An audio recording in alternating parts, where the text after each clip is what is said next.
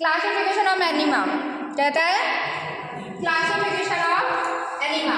कितने टाइप्स होते हैं बताना चाहेगा? कौन कौन सा पढ़ चुके हैं? पढ़ चुके हैं क्लासिफिकेशन ऑफ एनीमा। तो सबसे पहला आपका जाता है इवैक्यूएंट एनीमा। कहता है इवैक्यूएंट एनीमा। इवैक्यूएंट एनीमा को हम इवैक्यूएंट एनीमा को क्या बोलते हैं? क्लींजिंग। क्लींजिंग जानते हो? क्लींजिंग जानते हो? साफ सफाई। क्या समझना? ठीक है, साफ सफाई। इसका मतलब है इस एनीमा का, इवैक्यूएंट एनीमा का हम यूज कहाँ कर रहे हैं? जो हमारी एब्डोमेन है, जो हमारा रेक्टम है, हमारा कोलन है, उसकी साफ सफाई के लिए हम इवैक्यूएंट एनीमा का यूज कर रहे हैं। तो सुने, क्या हम क्या यूज करने वाले हैं? सॉल्यूशन क्या यूज करने वाले हैं इसके अंदर? तो हमारा क्या रहता है? वाटर। तो नहीं क्या रहेगा? वाटर, नॉर्मल सैलाइन क्या रहेगा? ध्यान देना, प्लस सोप। सॉरी, ये या तो ये होगा वाटर या सोप। आज हम यूज नहीं करते, ऑलरेडी बना हुआ आता है, जानते हो। तो दूसरा नॉर्मल सैलाइन या फिर जो हाइपरटोनिक सॉल्यूशंस होते हैं उन्हें हम यूज करने वाले हैं as a evacuant enema. Clear है? किसी को दिक्कत? हमेशा एनीमा देते हुए एक चीज का विशेष ध्यान देना कि जो बॉडी टेम्परेचर है, क्या जो बॉडी टेम्परेचर है उससे 1 या 2 डिग्री फ़ारेनहाइट या सेल्सियस में क्या रखना है? टेम्परेचर ज़्यादा रखना है सॉल्यूशन का। क्यों रखना है? क्योंकि हमारा रेक्टम का जो टेम्परेचर कितना होता है? 1 डिग्री फ़ारेनहाइट या सेल्सियस में ज़्यादा होता है। क्लियर है? अब एडल्ट का होगा टेम्परेचर तो एडल्ट के अकॉर्डिंग, बच्चे का होगा तो चिल्ड्रन के अकॉर्डिंग, इन्फेंट का होगा तो इन्फेंट के अकॉर्डिंग हम टेम्परेचर मेंटेन करने वाले हैं। क्लियर है? ठीक है, एक चीज़ ध्यान रखना, जब आप एनीमा दे रहे हैं आपको सॉल्यूशन का जो टेम्परेचर है वो मेंटेन करना होगा। Next one normal saline. Clear है? इसमें किसी को दिक्कत है बताओ? इवैक्यूएंट एनीमा में क्लियर है? दूसरा, अच्छा एक चीज और याद रखना, ये जो हमारा इवैक्यूएंट एनीमा है, हाई या लो एनीमा। क्या? हाई या लो। क्या है? हाई या लो। हाई यहाँ पे डिपेंड है ये हाइट, मतलब हाइट ऐसी वाली हाइट नहीं है। ये हाइट कहाँ है कि आपके अंदर जब हमने रेक्टम में ट्यूब डाला हुआ है तो वो ट्यूब कितनी ऊपर तक जा रही है, वो ट्यूब अंदर ऊपर कितनी जा रही है, कितनी हाइट तक जा रही है। तो जो हाई एनीमा होगा, मतलब जो हाई इवैक्यूएंट एनीमा होगा वो कितनी इंच ऊपर जा रहा होगा? तो 30 सेंटीमीटर ऊपर जा रहा होगा। कितना ऊपर तक जा रहा होगा। क्लियर है? और हम बात करें लो इवैक्यूएंट एनीमा की, किसकी बात करें? लो इवैक्यूएंट एनीमा की, तो ये कितना जा रहा होगा? 7.5 सेंटीमीटर। कितना जा रहा होगा? 7.5 सेंटीमीटर। क्लियर है? इसका मतलब है ये इंटेस्टाइन तक पहुंच रहा होगा। इसका मतलब है ये इंटेस्टाइन तक पहुंच रहा होगा। क्लियर है? और ये ओनली रेक्टम तक ही रह रहा होगा या कोलन तक। क्लियर है? नेक्स्ट वन जाता है आपका टेम्परेचर। समझ में आया? टेम्परेचर कोई भी एनीमा हो आपको टेम्परेचर का विशेष ध्यान रखना है। टेम्परेचर हमें बॉडी टेम्परेचर से 1 डिग्री ज़्यादा रखना है। क्यों? क्योंकि हम अपने टेम्परेचर पढ़ चुके हैं, रेक्टम का टेम्परेचर ऑलरेडी 1 डिग्री फ़ारेनहाइट या सेल्सियस में क्या होता है? ज़्यादा होता है। तो उसे हमें मेंटेन करना है। एनीमा का 1 डिग्री या 2 डिग्री मेंटेन ज़्यादा करना है। क्लियर है? बॉडी टेम्परेचर से। नेक्स्ट पॉइंट क्या रहता है आपका? Simple evacuant enema. क्या? इसका मतलब है ये भी क्या कर रहा है? यहाँ पे छुपा है इसका आंसर। ये भी क्लीनिंग का काम कर रहा है। क्या कर रहा है? ये भी क्लीनिंग का काम कर रहा है। क्लियर है? ये भी क्या कर रहा है? क्लीनिंग का काम कर रहा है। इसमें भी क्या यूज कर रहे हैं? सोप प्लस वाटर और नॉर्मल सलाइन यूज कर रहे हैं। बात करें हम कितना ध्यान रखना, टेम्परेचर का भी ध्यान रखना है और सॉल्यूशन कितना दे रहे हैं, एडमिनिस्ट्रेट कितना कर रहे हैं, सॉल्यूशन कितना इंस्टॉल कर रहे हो, इस चीज़ का भी हमें ध्यान रखना पड़ेगा। बच्चों की बात करें, सॉरी अगर हम एडल्ट की बात करें, एडल्ट ले रहे हैं, अगर हम एडल्ट की बात करें हम कितना लेने वाले हैं 500 ml से 1000 ml। कितना हो गया लीटर में बात करें तो, और मुझे बताया जाएगा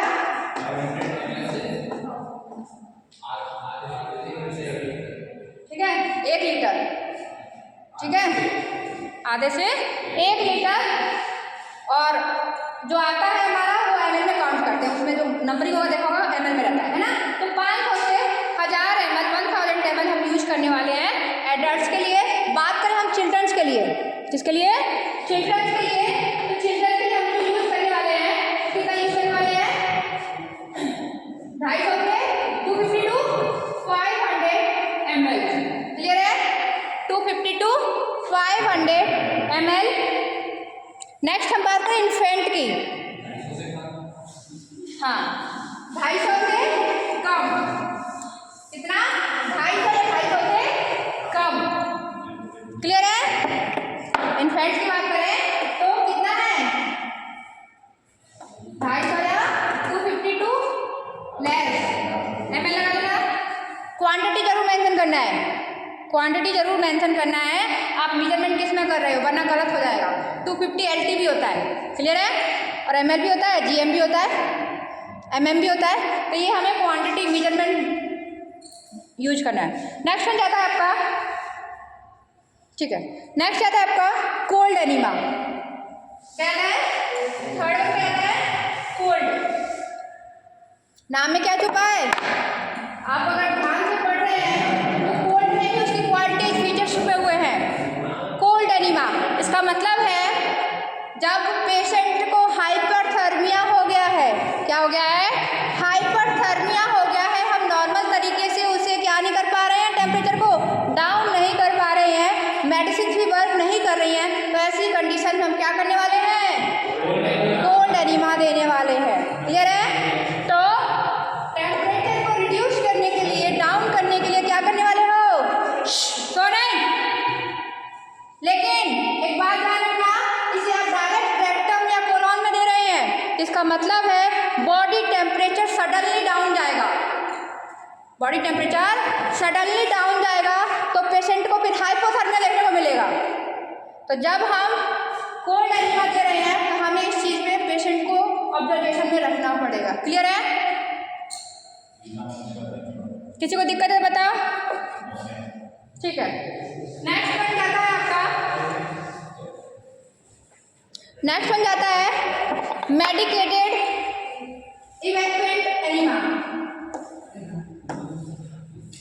इवैक्यूएट समझ में आ गया क्या कर रहा है, क्लीनिंग कर रहा है, लेकिन साथ में क्या लगा दिया इन्होंने, मेडिकेटेड, क्या लगा दिया, मेडिकेटेड इवैक्यूएट एनीमा। इसका मतलब क्या है कि ये साथ में क्या कर रहा है, ट्रीट करने का काम भी कर रहा है, ट्रीट करने का काम भी कर रहा है। ट्रीटमेंट प्रोसीजर के लिए हम कौन सा एनीमा यूज कर रहे हैं, मेडिकेटेड एनीमा यूज कर रहे हैं। थेरेपी के लिए हम मेडिकेटेड एनीमा यूज कर रहे हैं। इसमें बात करें तो ये कई टाइप की है, सॉरी, पहला जाता है ऑयल एनीमा। ये तो हम पढ़े थे एग्जेक्टिव में, ऑयल एनीमा, पेट साफ नहीं हो रहा है, ये हो रहा है, स्टूल को साफ करना है। बच्चे होते हैं तो क्या करते हैं, उसे शहद चटाते हैं, शहद चटाते हैं, उससे क्या होता है, स्टूल बच्चे का सॉफ्ट हो जाता है, जो अभी न्यू बॉर्न बेबी है। तो ऑयल में हम देते हैं, आपने तारपिन ऑयल सुना है, तारपिन का ऑयल, जो पाइन जो पेड़ होता है, चीड़ का जो पेड़ होता है उसके रेजिन से निकालते हैं और उसको साबुन में यूज करते हैं। किस में यूज करते हैं, साबुन, सोप में यूज किया जाता है, कोई दिक्कत नहीं है। कैस्टर ऑयल जानते हैं आप बहुत अच्छे से, कैस्टर ऑयल, इन दोनों का यूज हम एज अ ऑयल एनीमा करते हैं। किसका, कैस्टर ऑयल और इस बारे में ये लिख रहे हैं तारपिन, है ना। स्पेलिंग जरूर सही लिखना, ठीक है। तो ये कैस्टर ऑयल और तारपीन ऑयल, क्लियर है। नेक्स्ट वन जाता है आपका, इसमें किसी को दिक्कत है बताओ, ये क्या काम कर रहा है ना, क्या काम कर रहा है, स्टूल सॉफ्टनर। लिख सकते हो अपनी लाइन में, एक लाइन में, मतलब 2 वर्ड्स में। नेक्स्ट वन जाता है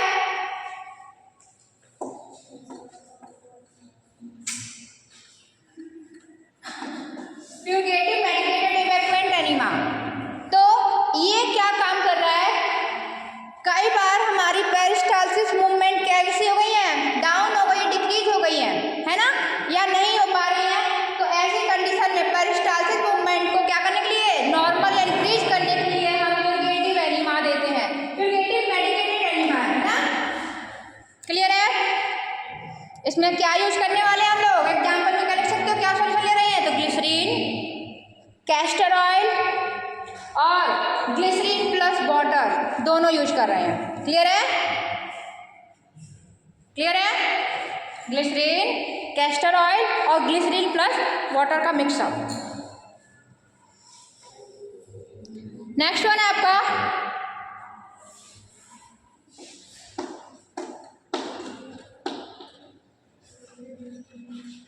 एस्ट्रिजेंट मेडिकेटेड इवैक्यूएंट एनिमा। तो इसके नाम में ही इसके गुण भी छुपे हैं, मतलब ये इरिटेशन, मतलब इन्फ्लामेशन में क्या होता है, इरिटेशन होता है ना।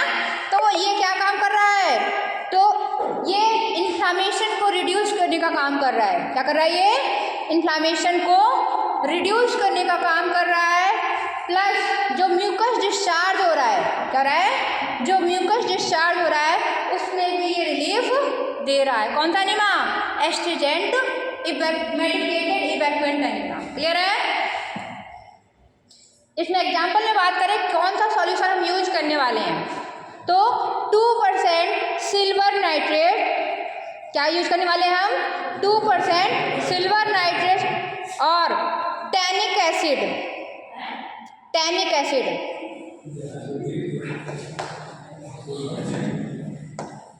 ठीक है, टैनिक एसिड प्लस एलम, ये तो आपने सुना ही होगा, ये सब नहीं जानते होंगे लेकिन ये तो जानते होंगे, आप हर चीज में यूज करते हैं। फिटकरी सब तो जानते हैं, सेविंग करनी हो, अचार डालने हो, ये करने हो, करने सब में फिटकरी बहुत होती है फिटकरी में, है ना।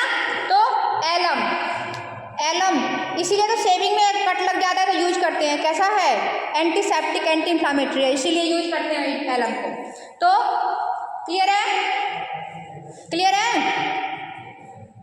तुम अपने डेली रूटीन पढ़ोगे ना तो तुम्हें हर चीज़ सिंपल लगेगी, लेकिन डेली रूटीन देखते कहाँ हो, चलो सुना ही नहीं दे रहा है। नेक्स्ट वन क्या है आपका, इसमें किसी को दिक्कत है बताओ। नेक्स्ट वन है एंटी हेलमिंथिक, कौन सा है, इसी का है टाइप, इसका मेडिकेटेड इवैक्यूएंट एनिमा का ही टाइप है, कौन सा है, एंटी हेलमिंथिक। नाम से पता चल रहा है क्या है, जो हेलमिंथस ग्रुप होता है, ठीक है,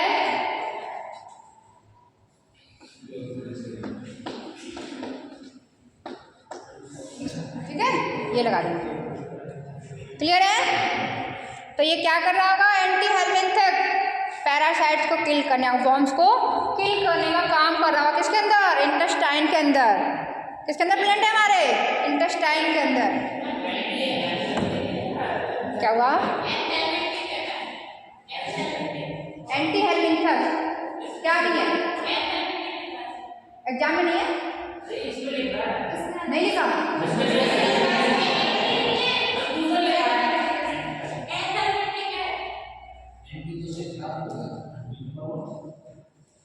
तुम एंट लिखो, एंट लिखो, जल्दी कर दो, तुम एंट बायोटिक कर दो, एंट फंगल कर दो, चलो समझा, चलो क्लियर है। एंटी क्यों लगा दिया, कौन है हेलमिंथस, बॉम्ब्स हैं जो नुकसान पहुंचा रहे हैं, एंटी लगा दिया मतलब क्या है, ये भी बताने की जरूरत है मुझे?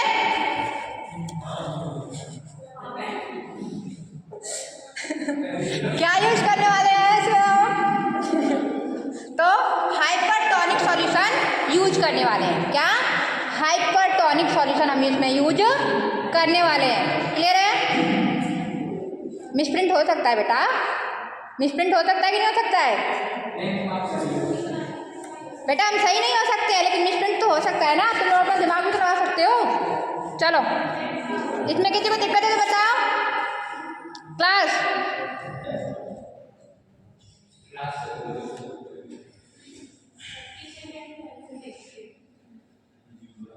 ठीक है, नेक्स्ट वन जाता है आपका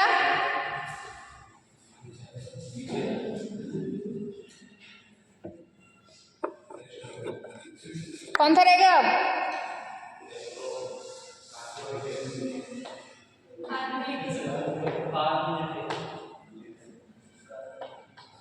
कार्बोनेटिक क्या बोलते हैं? एंटी स्पाज्मोडिक एनीमा भी बोलते हैं। मतलब ये होने वाले जो हमारे एब्डोमेन में क्या हो रहा है, स्पाज्म टाइप जो हो रही है, स्ट्रेस स्पाज्म बोलते हैं ना, मरोड़ टाइप की जो हो रही है, उससे रिलीफ देने का काम कर रही है। कदो इंग्लिश में से स्पाज्म बोलते हैं, है ना। चलो, तो ये आपका कार्मिनेटिव या फिर जो एंटी स्पाज्मोटिक एनीमा है, ये क्या कर रहा है, जो पेट में गैस भर गया है, फ्लटुलेंस वाली क्रिएशन हो गई है, जिसकी वजह से हमें स्पाज्म वाली फीलिंग आ रही है ना एब्डोमेन में। इसीलिए तो मैक्टल स्पास लेते हैं। मैक्टल स्पास क्या करता है, स्पाज्म को जो क्या कर रहा है, रिड्यूस करने का काम कर रहा है। ये है, तो ये क्या करेगा, कार्मिनेटिव एनीमा गैस से रिलीफ देकर जो फीलिंग आ रही है स्पाज्म वाली, वो हमें रिलीफ देगा। क्लियर है? इसमें एग्जाम्पल बात करें क्या यूज करते हैं, इसमें हम बात करें, इसका एग्जाम्पल क्या है, तो मिल्क, दूध, कहते हैं ठंडा दूध पियो, सुना है? ठंडा दूध पियो, सुना है? घर वाले बोलते हैं, बड़े बुजुर्ग होंगे घर में, तुमसे देखना, कहते हैं अगर आपको ज़्यादा दर्द हो रहा है तो ठंडा दूध पी लो, बोलते हैं। तो उससे क्या होता है, जो हमारा पेट है उसको रिलीफ मिलता है। ठंडा दूध, बर्फ ठंडा क्या, ठंडा दूध है ना, गर्म नहीं पीना है, ठंडा दूध पीना है। नेक्स्ट बन जाता है मोलास। मोलास है करती है, क्या तो आता नहीं है। मोलास किसी ने नहीं खाया हुआ उम्मीद है। मोलास गुड़ बनता है, गुड़ से पहले की जो कंडीशन होती है अब नहीं मिलता है। गन्ने और गुड़ के बीच में जो कंडीशन होती है, रस बनता है गन्ने का, उसे पकाते हैं तो राब बोलते हैं उसे, अगर जानते होगे आप, कोई खाया हो तो। राब बोलते हैं, सीरा बोलते हैं, कोई दिक्कत नहीं है, नहीं खाए हो तो ठीक है। हाँ, आप ना आज मॉडर्न बच्चे हो, आप लोगों को खाने को मिला ही नहीं है, कहाँ से खाओगे। मोलास समझ में आया? ये समझ लो हमने गुड़ को क्या कर दिया है, गर्म कर दिया है, तो जो कंडीशन है, लेकिन ये गुड़ को किया है, लेकिन गुड़ में आने से पहले जो कंडीशन थी वो क्या थी, मोलास थी। वो बहुत फायदेमंद रहती थी, समझा? वो बहुत फायदेमंद होती थी, अब हमें मिलता ही नहीं खाने के लिए, है ना। मोलास जिसका होता है वो ले आना, सबको खिला देना, थोड़ा चटा देना एक चम्मच। मोलास क्लियर है? ठंडा रहता है, नेचर में ठंडा रहता है ना, फायदा करता है। इसमें सभी मिनरल्स वगैरह प्रेजेंट होते हैं। आयरन जो आपका न्यूट्रिएंट है सबसे ज़्यादा होता है इसमें, इस कंडीशन में।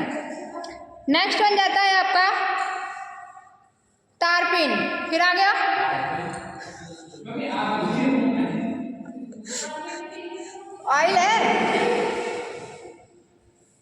ऑयल है, इसका यूज कर रहे हैं क्या करने के लिए, हमारे एब्डोमेन को रिलीफ देने के लिए, तो नहीं।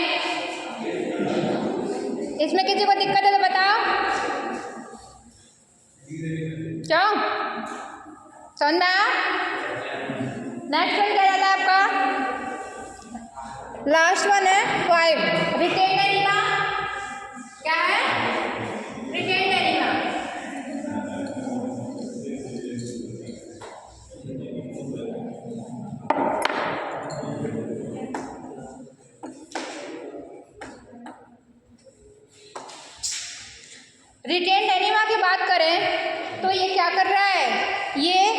नरिशमेंट प्रोवाइड करने का काम कर रहा है। क्या कर रहा है? अब नरिशमेंट कब कर रहा होगा? जब हम ओरली NG2 एटसेट्रा से नहीं ले पा रहे हैं, नहीं कर पा रहे हैं, स्टोमा में नहीं हो पा रहा है, तो फिर ऐसी कंडीशन में हम कहाँ से दे रहे हैं नरिशमेंट? रेक्टम के थ्रू देंगे। किसके थ्रू देंगे? रेक्टम के थ्रू देंगे। क्लियर है? ये कब होगा? जब हम दूसरी जगहों से फीडिंग नहीं प्रोवाइड कर पा रहे हैं। क्लियर है? नेक्स्ट वन है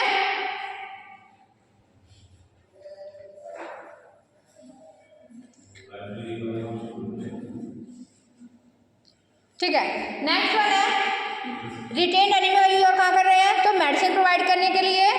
क्या करने के लिए? जहाँ फीड नहीं दे पा रहे होंगे इसलिए मेडिसिन भी दे रहे होंगे इसी रूट से। एंड लास्ट वन इसका क्या यूज करें? एनेस्थीसिया कर देने के लिए। कहाँ पर? एनेस्थीसिया देने के लिए कर रहे हैं। क्लियर है? बात करें कितना देना है, कितना देना है, तो एडल्ट में 100 to 250 ml देना है। एडल्ट में देना है, ध्यान रखना। किसमें देना है? एडल्ट में देना है।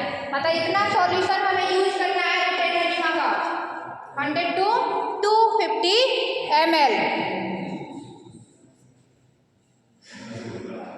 ठीक है, नेक्स्ट इसकी टाइप की बात करें। फॉलोइंग टाइप से सबसे पहले आता है हमारा स्टिमुलेंट। क्या है?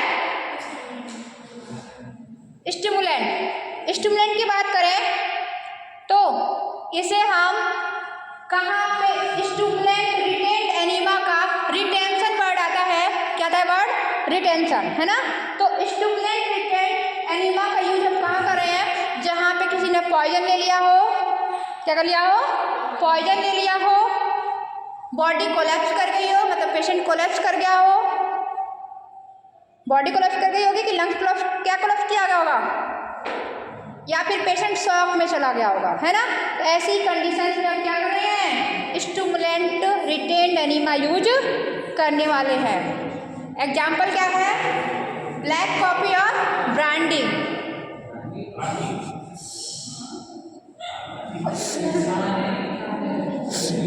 एग्जाम्पल क्या है? ब्लैक कॉफी और ब्रांडी। ठीक है, ये तो लड़के पीते हैं, जानते होंगे, है ना, इसीलिए मुस्कुरा रहे हैं ब्रांडी नाम सुन के, है ना। ब्लैक कॉफी और ब्रांड, है ना। इसीलिए आपने पढ़ा था जो कॉफ़ी होती है, अगर किसी को हाइपोटेंशन है तो क्या देते हैं? Black coffee. क्या देते हैं? Black coffee. समझ में आया? हाइपो में देते हैं कि हाइपर में देते हैं? याद है ना? अब समझ में आया क्यों देते हैं? तो ब्लैक कॉफ़ी। ठीक है, और वैसे भी हमने पढ़ा था कॉफ़ी यूरिनेशन को ज़्यादा करता है ना। कैफीन जो प्रोडक्ट है वो यूरिनेशन को ज़्यादा इंक्रीज कर रहा है ना। तो ऐसे केसेस में हम क्या दे रहे हैं? Black coffee. सॉल्यूशन जो वर्ड यूज करेंगे तो वाटर होगा और black coffee plus brandy use किया जाएगा। क्लियर है? स्टिमुलेंट में स्टिमुलेशन का काम करेगा, है ना। नेक्स्ट वन क्या था आपका? न्यूट्रिएंट या फीडिंग। न्यूट्रिएंट या फीडिंग, या फिर हम इसे बोलते हैं, इसका दूसरा नाम न्यूट्रिएंट एनीमा है। इसी को हम क्या बोलते हैं? फीडिंग पर रेक्टम एनीमा। फीडिंग पर रेक्टम एनीमा, या फिर रेक्टल एनीमा, या फिर रेक्टल फीडिंग। इतने सारे इसके नाम हैं। क्लियर है?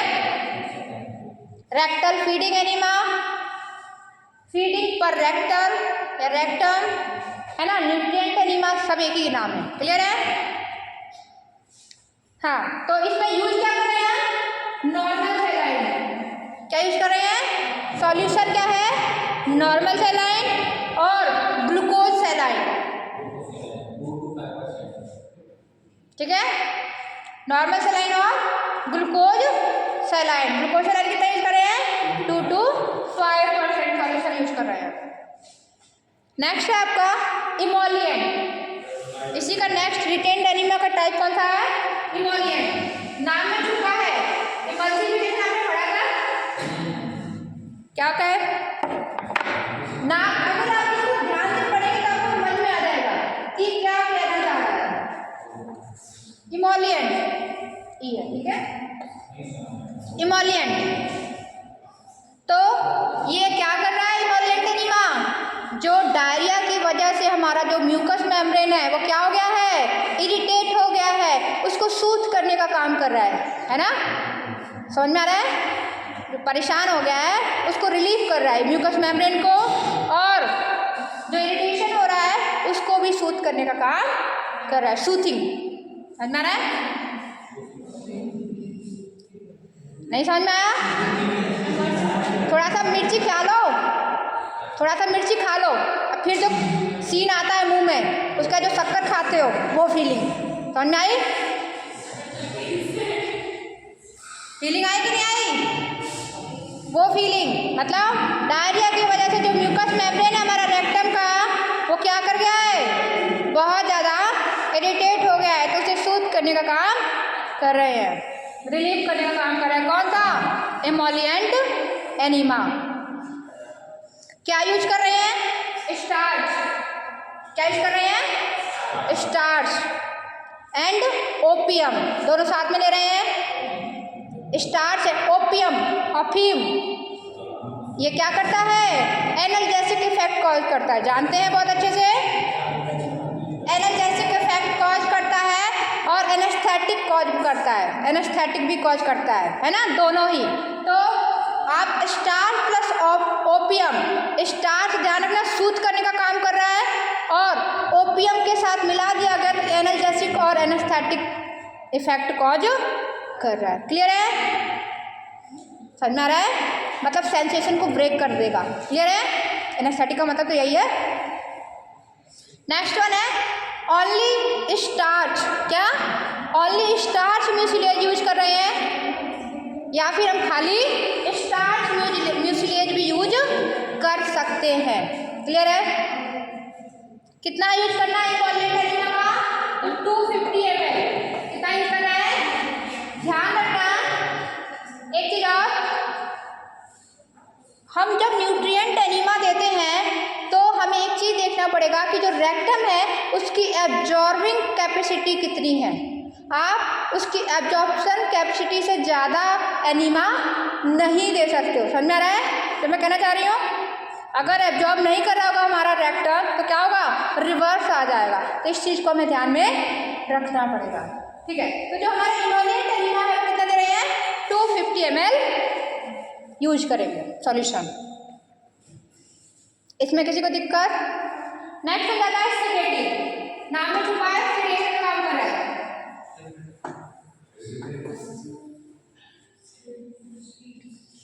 तो सेडेशन मतलब किसी को नींद नहीं आ रही है, हम ओरली ऐसे वैसे नहीं दे सकते हैं, है ना, डॉक्टर ने मना किया है, मना किया हुआ ना, पूरी बॉडी को सुलाना नहीं है ना, दूसरे तरीके से यूज करना है। तो फिर ऐसे कंडीशन में हम कौन सा दे रहे हैं, सेडेटिव एनीमा यूज कर रहे हैं। क्या करेगा ये, सेडेशन कॉज करेगा, मतलब जो व्यक्ति है वो सो जाएगा, व्यक्ति मतलब जो पेशेंट है, क्लाइंट है, वो सो जाएगा। क्लियर है? एग्जाम्पल में बात करें तो क्या क्या यूज करते हैं, तो पैराल्डिहाइड, क्या है, पैराल्डिहाइड, पोटेशियम ब्रोमाइड, और क्लोरल्डिहाइड। आप जानते हैं गैस होता है, वैसे भी गैस फॉर्म में भी आपको सुला देगा, जानते हो ना, क्लोरोफॉर्म, सुना है ना, क्लोरोफॉर्म है ना, क्लोरल्डिहाइड। क्लियर है? तो इसे हम लिक्विड फॉर्म में दे रहे हैं, किसमें दे रहे हैं, लिक्विड फॉर्म में दे रहे हैं। किसी को दिक्कत है तो बताओ। ठीक है, तो सेडेटिव एनीमा क्या कर रहा है, ये सिडेशन को इंड्यूस कर रहा है, स्लीप कर रहा है, कॉज कर रहा है। और ये क्या करेगा, इसमें एग्जाम्पल क्या है आपका, क्लोरल्डिहाइड और पोटेशियम ब्रोमाइड और एल्डिहाइड, पैराल्डिहाइड, सॉरी, सारे एल्डिहाइड ग्रुप है, देख रहे होंगे आप, सारे एल्डिहाइड ग्रुप है। क्लियर है? नेक्स्ट वन है आपका एनेस्थेटिक एनीमा। क्या है, एनेस्थेटिक एनीमा, नाम में ही छुपा है। ये किस लिए दे रहे हैं, एनेस्थीसिया कॉज करने के लिए दे रहे हैं। तो जो क्या है एनेस्थेटिक एनीमा में, तो ड्रग अवॉइडिंग या मेडिसिन अवॉइडिंग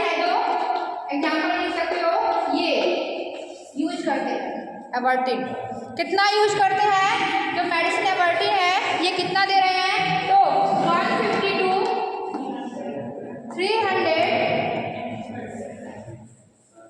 150 मिलीग्राम पर केजी बॉडी वेट। समझ में आया? कितना दे रहा है एनेस्थेटिक एनिमा कितना दे रहे हैं? 150 to 300 mg पर केजी बॉडी वेट। इतना इस रेशियो से मतलब अगर 50 किलो का व्यक्ति है तो कितना दोगे ये मेडिसिन या ये एनेस्थीसिया कितना दे रहे हो? काउंट करो जल्दी, कितना दे रहे हो?